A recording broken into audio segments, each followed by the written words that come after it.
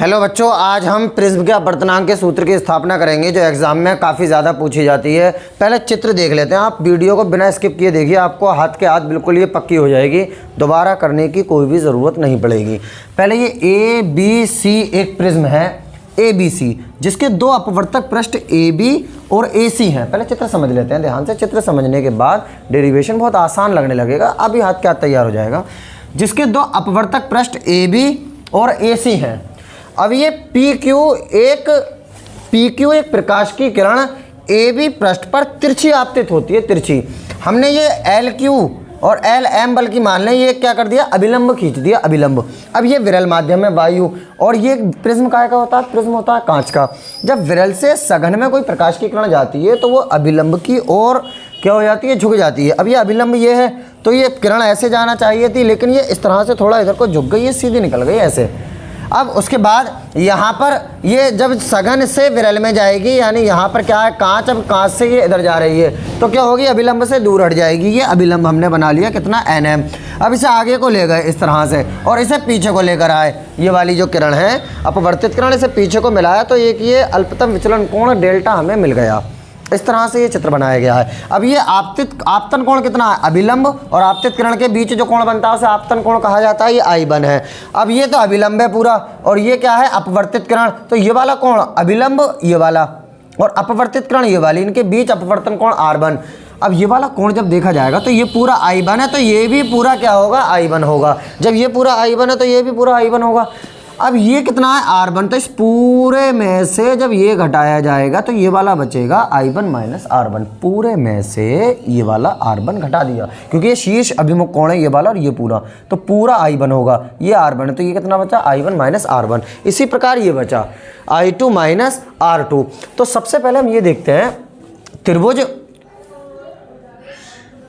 TRQ कहते हैं या RQT कहते हैं, कुछ भी कहते हैं। त्रिभुज QRT में ये डेल्टा जो है ये बहिष कोण है। बहिष कोण कैसा होता है, जैसे ये त्रिभुज हमने बनाया इस तरह से बना हुआ है ये, और ऐसा करके एक लाइन बन रखी हुई है सीधी, तो ये त्रिभुज के जो बाहर कोण बनता है वो बहिष कोण होता है यहाँ पर। अब ये जो होगा बहिष कोण वो इस वाले के और इस वाले के कोण के योग के बराबर होगा, इस वाले के और इस वाले के। अब चित्र में हम देखते हैं ये वाला त्रिभुज है, ये वाला इस तरह से RQT।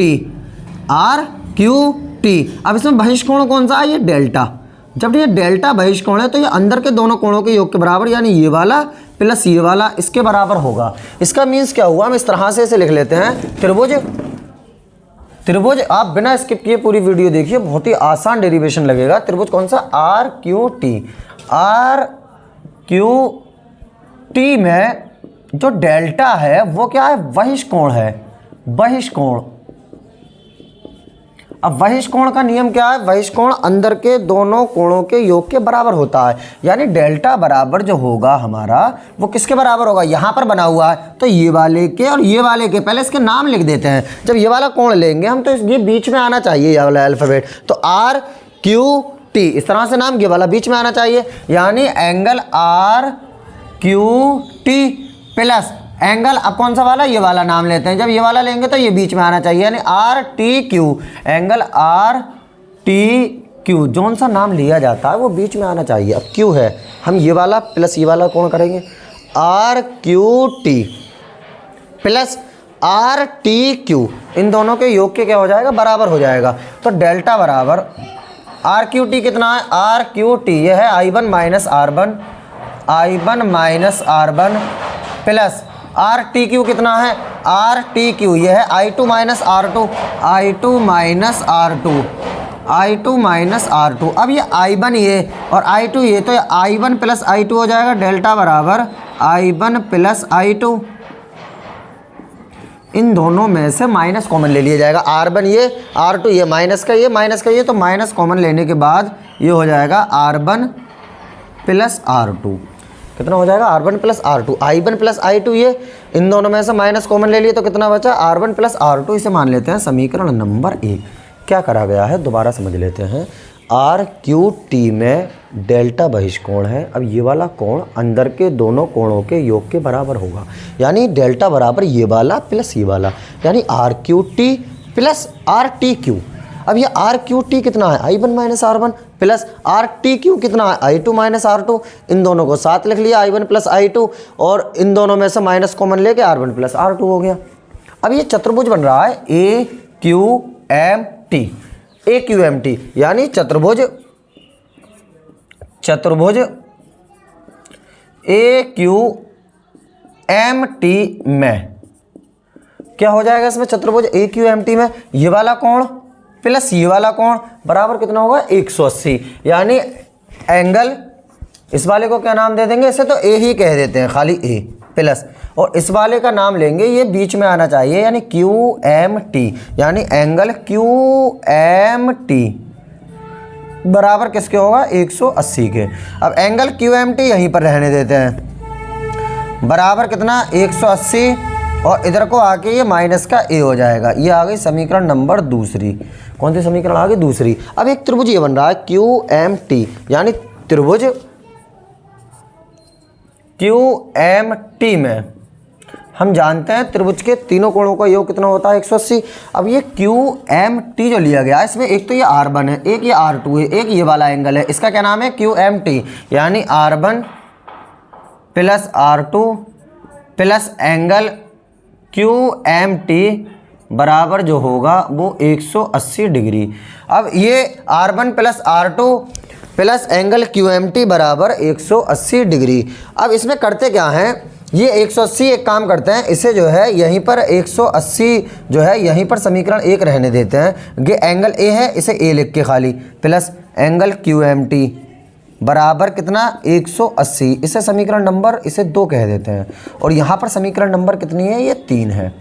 बस उस साइड नहीं लेके गए, इधर ही रहने देते हैं। अब ये भी 180 के बराबर, ये भी 180 के बराबर, तो ये दोनों आपस में क्या हो जाएंगे, दोनों आपस में बराबर हो जाएंगे, क्योंकि दोनों 180 के बराबर है। इसका मीन समीकरण 2 व समीकरण 3 से, समीकरण 2 व समीकरण 3 से ये वाला हिस्सा किसके बराबर हो जाएगा, इस वाले हिस्से के, यानी R one plus R two plus angle Q M T बराबर A plus angle Q M T,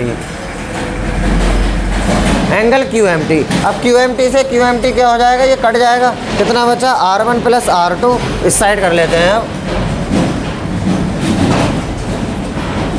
plus R one plus R two बराबर कितना है, ये ए बराबर कितना बचेगा A, R one plus R to, ये भी 180 के बराबर, ये भी 180 के बराबर, तो ये दोनों आपस में क्या हो जाएंगे, बराबर हो जाएंगे। तो R one plus R two बराबर कितना हो गया, R one plus R two बराबर ए के हो गया। अब अल्पतम विचलन के लिए, मतलब बहुत कम विचलन के लिए, अल्पतम विचलन के लिए जब अल्पतम विचलन करते हैं तो आर वन बराबर आर टू बराबर आर के लिख देंगे, आई वन बराबर आई टू बराबर किसके लिख देंगे, आई के लिख देंगे, और डेल्टा बराबर डेल्टा एम कह देते हैं, डेल्टा एम। अब यहाँ पर मान रख देते हैं इस जगह पर, ये कितना है आर वन की जगह पर आर प्लस आर टू की जगह पर भी कितना आर बराबर कितना ए, ये कितना होगा 2r बराबर ए, तो r बराबर a बटा 2। एक तो ये बात निकल के आ गई, और एक यहाँ समीकरण एक में डेल्टा की जगह डेल्टा है, आई वन की जगह आई टू की जगह आई, आर वन की जगह आर टू की जगह आर लिख देते हैं, और कुछ भी नहीं करा जाएगा, बस कितना, यानी डेल्टा की जगह लिख देते हैं डेल्टा एम बराबर आई की जगह पर आई वन की जगह आई प्लस आई टू की जगह पर भी आई माइनस आर वन की जगह आर प्लस आर टू की जगह पर भी आर, तो डेल्टा एम बराबर हो गया 2i माइनस 2r।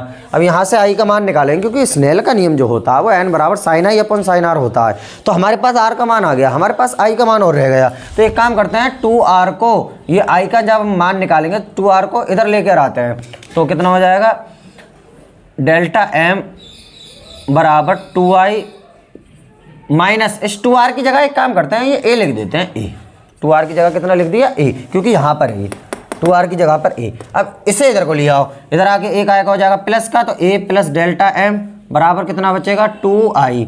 अब ये 2 कहाँ आ जाएगा नीचे, यानी a plus delta m upon 2 बराबर किसके बचेगा, ये i के बचेगा। ए प्लस डेल्टा एम अपॉन 2 बराबर आई। अब उसके बाद इस साइड कर लेते हैं, हमारे पास आई का मान आ गया, हमारे पास आर का मान आ गया, फिर लिख देंगे स्नेल के नियम से। स्नेल के नियम से, स्नेल का नियम क्या होता है, एन बराबर sine I upon sine R. N बराबर साइन आई की जगह पर ये लिख देते हैं A plus delta M upon 2 और पूरे के अपॉन साइन ए बाई 2। यही क्या हो जाएगा, यही हो जाएगा प्रिज्म के अपवर्तनांक के लिए सूत्र की स्थापना। अब नेक्स्ट वीडियो में नेक्स्ट टॉपिक के साथ हम मिलेंगे।